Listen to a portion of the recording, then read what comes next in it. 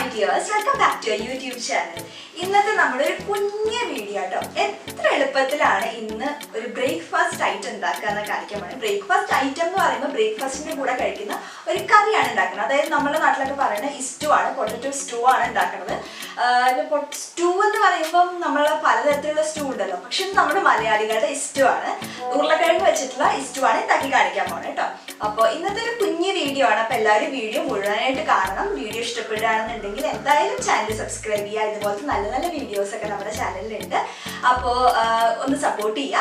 അതേപോലെ തന്നെ നമ്മുടെ മുന്നത്തെ വീഡിയോസ് ഒക്കെ നിങ്ങൾക്ക് കാണണമെന്നുണ്ടെങ്കിൽ ഒന്നില്ലെങ്കിൽ നമ്മുടെ ചാനലിൽ നേരിട്ട് പോവാം, അല്ലെങ്കിൽ ഈ വീഡിയോയുടെ ഡിസ്ക്രിപ്ഷൻ ബോക്സിൽ കുറേ വീഡിയോസിന്റെ ലിങ്ക്സ് ഒക്കെ ഞാൻ കൊടുത്തിട്ടുണ്ട് കേട്ടോ. അപ്പോൾ നിങ്ങൾക്ക് അതൊക്കെ കാണണമെന്നുണ്ടെങ്കിൽ ആ ലിങ്കൊക്കെ ക്ലിക്ക് ചെയ്യുക. അതേപോലെ വീഡിയോ കണ്ടിട്ട് ഇഷ്ടപ്പെടുകയാണെന്നുണ്ടെങ്കിൽ നിങ്ങളുടെ അഭിപ്രായം എന്തായാലും അറിയിക്കണം. അപ്പോൾ നമുക്ക് വീഡിയോ സ്റ്റാർട്ട് ചെയ്യാം.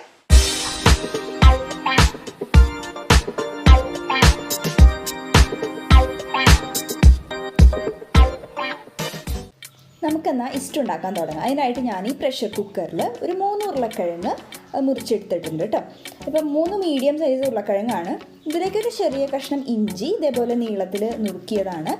പിന്നെ അതേപോലെ നമുക്കിനി വേണ്ടത് സവോള അല്ലെങ്കിൽ സവാള, ഒരു വലിയ സവോള കേട്ടോ. അതിനുശേഷം ഒരു 2-3 പച്ചമുളക് നമ്മുടെ എരിവിനനുസരിച്ച്, നല്ല എരിവുള്ളതൊക്കെ ആണെങ്കിൽ 2 ഇട്ടാൽ മതി. ഉപ്പ് ആവശ്യത്തിന് ചേർക്കാം കേട്ടോ. പിന്നെ 1 കപ്പ് വെള്ളം. ഇപ്പം ഞാനൊരു ഇളം ചൂടുള്ള വെള്ളം ചേർത്തു. അതിപ്പോൾ ഇളം ചൂടുള്ള വെള്ളം ചേർക്കണമെന്നൊന്നുമില്ല കേട്ടോ.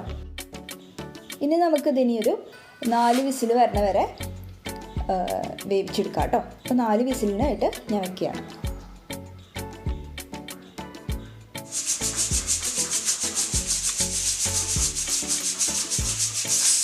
അങ്ങനെ നമ്മുടെ 4 വിസിലും വന്നിട്ടുണ്ട്. ഇതവിടെ ഇരുന്നിട്ട് അതിൻ്റെ ആവിയൊക്കെ ഇറങ്ങട്ടെ. അപ്പോഴേക്കും നമുക്ക് നാളികേരപ്പാൽ ഉണ്ടാക്കാം. അപ്പോൾ നാളികേരപ്പാലിൽ ഞാനിവിടെ ഒരു അരമുറി തേങ്ങ എടുത്തിട്ടുണ്ട്. അതിൽ 1-ാം പാലും 2-ാം പാലും മാറ്റി മാറ്റി വെക്കുന്നുണ്ട് കേട്ടോ. ഇതാ വിസിലൊക്കെ നന്നായിട്ട് പോയിട്ടുണ്ട്. അപ്പോൾ അത് കണ്ടോ, തുറക്കുമ്പോൾ ഒന്നും വിസിലൊന്നും വരുന്നില്ല. അപ്പോൾ നമുക്ക് തുറക്കാം.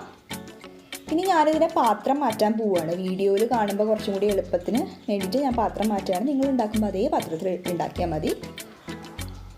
അപ്പോൾ നമ്മുടെ ഉരുളക്കിഴങ്ങ് വേണമെന്നുണ്ടെങ്കിൽ ഈ സമയത്ത് നിങ്ങൾക്കൊന്ന് ഉടച്ച് ചേർക്കാം കേട്ടോ, വേണമെന്നുണ്ടെങ്കിൽ മാത്രം. പക്ഷെ ഞാനിവിടെ അങ്ങനെ ഉടയ്ക്കുന്നില്ല. നമ്മുടെ ഉരുളക്കിഴങ്ങൊക്കെ നന്നായിട്ട് വെന്തിട്ടുണ്ട്. പക്ഷെ അത് ഉടച്ച് കഴിഞ്ഞാൽ വല്ലാണ്ട് കുറുകണ പോലെയാവും. അപ്പോൾ ബ്രേക്ക്ഫാസ്റ്റ് ആയ കാരണം കൊണ്ട് ഞാൻ അത്രയും കുറുക്കുന്നില്ല. ഇതാ ഇവിടെ ഞാൻ 2-ാം പാൽ എടുത്ത് വെച്ചിട്ടുണ്ട്. ഇത്തിരി വെള്ളം ചേർത്തിട്ട് പിഴിഞ്ഞ തേങ്ങാപ്പാലാണ്. അപ്പോൾ ഈ തേങ്ങാപ്പാലിൽ കിടന്നിട്ട് നമ്മുടെ ഉരുളക്കിഴങ്ങ് നന്നായിട്ട് വെന്ത് തിളച്ച് വരണം കേട്ടോ.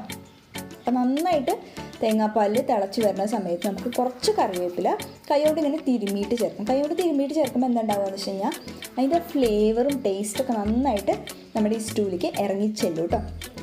അപ്പോൾ ഈ ഒരു ഗ്രേവി ഇനി നമുക്ക് ഇഷ്ടമുള്ള കൺസിസ്റ്റൻസിക്ക് അനുസരിച്ചിട്ട് തിക്നെസ് വരുന്ന വരെ തിളപ്പിക്കാം. ഇത് കാണുമ്പോൾ ഞാൻ ബ്രേക്ക്ഫാസ്റ്റ് ആയ കാരണം കൊണ്ട് ഈ ഒരു തിക്നെസ് വെക്കുന്നുള്ളൂ.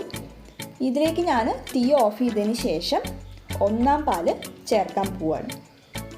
അപ്പോൾ 1-ാം പാല് ഞാനിപ്പോൾ അവിടെ അരിച്ച് വെച്ചിട്ടുണ്ടായിരുന്നില്ല. അത് കാരണം കൊണ്ട് ഒരു അരിപ്പ വെച്ച് ഇങ്ങനെ അരിച്ചെടുക്കണമെന്നുള്ളൂ.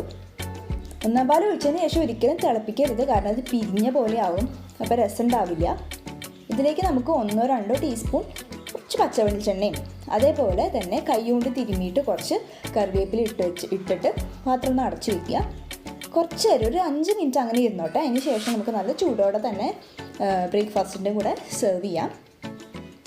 കണ്ടോ എത്ര എളുപ്പത്തിലാണ്. സത്യം പറഞ്ഞാൽ നാളികേരപ്പാൽ എടുക്കേണ്ട താമസം മാത്രമേ ഉള്ളൂ.